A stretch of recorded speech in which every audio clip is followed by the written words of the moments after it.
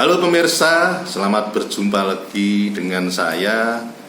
Dan lagi saya Argo Pratomo Nugroho sengaja mencari Ketua Peradi Sleman, Mas Iwan Setiawan, kandidat doktor beliau ini. Karena dalam perkembangan saya interview banyak advokat, saya harus datang lagi secepatnya kepada Mas Iwan ini. Selamat berjumpa Mas Iwan Setiawan. Ya, selamat berjumpa lagi Bang. Ya. Sehat Bang? Alhamdulillahirabbil alamin. Mas Iwan juga sehat ya? Alhamdulillah sehat Bang. Ya. Mas Iwan, ini seperti tadi saya ungkapkan bahwa perkembangan advokat sekarang ini ketika saya eksplorasi pada teman-teman advokat memang banyak persoalan ya, banyak pendapat yang mengungkapkan seperti itu. Saya ingin tanya kepada Mas Iwan sebagai Ketua Peradi Sleman ya. Ini Anda Ketua Peradi versinya siapa ini? Gini, saya Ketua Peradi RBA, yaitu RBA itu Rumah Bersama Advokat. Ketua saya adalah Pak Luhut Pangaribuan ya. Ya. Saya sempat juga bertanya sebelumnya peradinya Oto ketika masih wadah tunggal itu Pak Gatot Nurwahyudi, dia mengatakan bahwa banyaknya organisasi advokat memang jadi persoalan tersendiri. Menurut Anda seperti apa ini Pak?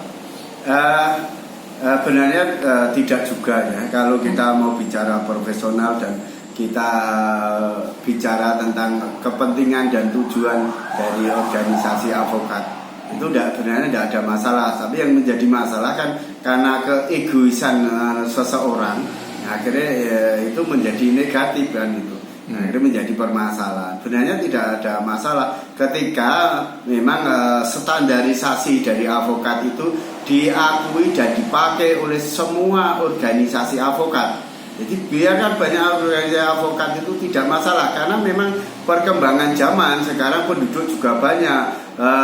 Hukum juga berkembang, itu memang diperlukan banyak advokat untuk bisa mendampingi para pencari keadilan kan. Kalau hanya advokat masih sedikit, nanti kan kekurangan. Itu sebenarnya tidak masalah, hanya kembali lagi standarisasi advokat yang harus ditegakkan. Jadi tidak lagi sekarang ini yang terjadi kan kompetisi yang tidak sehat.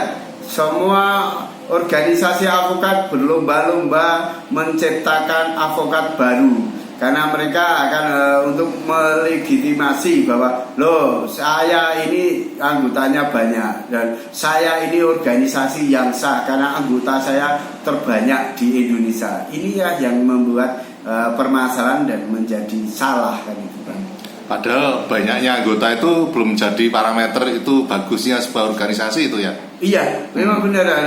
Ketika perekrutan ini sudah langgar dari standarisasi advokat, nah ini tidak bisa menjadi ukuran, karena apa? Advokat itu benar diukur itu bukan dari kuantitas, tapi dari kualitas. Jadi SDM advokat itu memang harus benar-benar yang mumpuni, sehingga advokat ini bisa menjadi pendamping dari negara, dari pemerintahan. Itu jadi mereka seperti senior dulu, seperti Bung Adnan Buyung segala itu kan mereka selalu mengkritisi pemerintahan. Itu akhirnya pemerintah itu bisa berjalan lurus kan itu. Itu harus dibutuhkan oleh advokat yang berkualitas, bukan banyaknya advokat. Banyak advokat tapi tidak punya kualitas, ini kan akhirnya repot juga. Tidak bisa mengontrol jalannya pemerintah, tidak bisa mengontrol tentang keadilan. Jangan sampai terjadi seperti pernah dikatakan oleh Mas Iwan, yang ujian 10 yang lulus 15 itu ya. Itulah Bang ya. Itu ada Pomeo atau guru dari teman-teman itu semacam itu gitu. Akhirnya itu kan menurunkan kualitas dari advokat, dan itu memalukan bagi dunia advokat sebenarnya. Ya. Karena kan itu disinyalir kan ada juga praktek-praktek, misalnya ketika ada pelanggaran dari anggota organisasi tertentu kemudian pindah ke organisasi yang lain, itu lalu sulit untuk bisa mengkontrol atau meningkatkan kualitas dari advokat itu seperti apa itu Pak Iwan? Iya, ketika ini berdiri sendiri-sendiri itu maka kontrol kepada advokat itu akan sulit atau berkurang. Nah, tempo hari itu beberapa organisasi advokat itu sudah mengadakan pertemuan di Warung Daun di Jakarta. Itu mereka sepakat untuk membuat satu kode etik dengan satu Dewan Kehormatan Nasional, sehingga ketika advokat itu melanggar kode etik dan diberi sanksi, mereka tidak bisa kemana-mana karena sudah ada kode etik yang satu dan adanya Dewan Kehormatan Nasional yang anggotanya terdiri dari perwakilan atau utusan dari organisasi advokat yang ada. Tapi lagi-lagi kubunya dari Pradinya Pak Oto atau Pradiso tidak menghadiri dan tidak mau untuk membuat satu kode etik dengan satu Dewan Kehormatan Nasional, sehingga ini akhirnya membiaskan semuanya dan akhirnya terjadi seperti ini. Banyak sekali advokat-advokat baru yang tidak berkualitas sehingga mencoreng dari nama besar organisasi advokat yang punya moto yaitu Officium Nobile. Atau kalau itu memang bagus, Dewan Kehormatan Nasional itu tetap dibentuk seperti apa Pak? Artinya yang tidak setuju ya monggo saja tidak setuju. Tapi paling tidak kalau misalnya dari 9 1 nggak setuju, 8 setuju kan tetap jalan terus, nggak masalah itu. Seperti apa itu? Iya, kita ini semangat tetap akan melakukan itu, akan kita bentuk. Tapi kan gini, dalam dunia hukum itu kan tidak ada kalah dan menang kan gitu Bang. Jadi walaupun 1 itu tidak setuju, 8 setuju, makanya seperti itu, bukan otomatis yang 8 itu menang karena hukum itu salah dan benar. Nah, itu akhirnya kan nanti tetap akan merecoki. Nah, itu tidak lepas dari nanti peran pemerintah.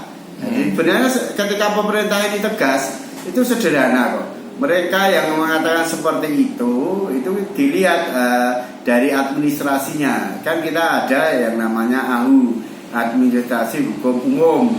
Nah, semua organisasi advokat harus terdaftar di sana. Nah, mereka itu terdaftar atau tidak? Nah, ketika tidak terdaftar, itu juga pemerintah harus tegas membuat surat edaran ke semua pengadilan, baik pengadilan negeri maupun pengadilan tinggi, bahwa organisasi itu tidak boleh melakukan apa-apa. Nah, dengan seperti itu nanti masyarakat akan berpindah kepada organisasi yang punya AHU, yang terdaftar di Kemuham kan itu.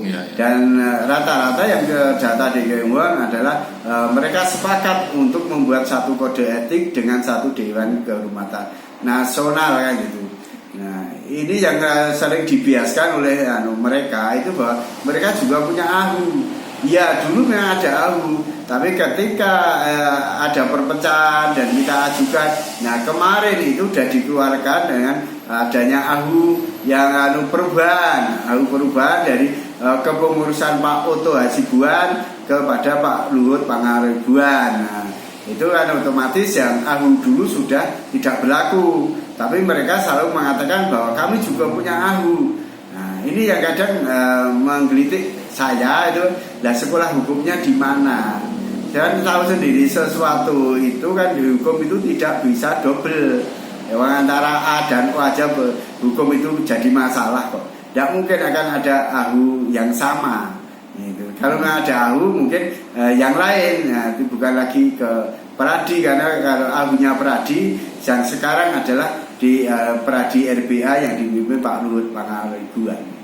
Oke Pak Iwan, karena memang sangat complicatednya persoalan ini, nanti kedepannya lagi saya akan bertanya kepada Anda tentang organisasi yang Anda pimpin khususnya di wilayah Sleman, untuk nanti jangan sampai menghasilkan advokat-advokat karbitan itu kalau istilahnya istilahnya apa namanya, salah seorang advokat di Jogja juga.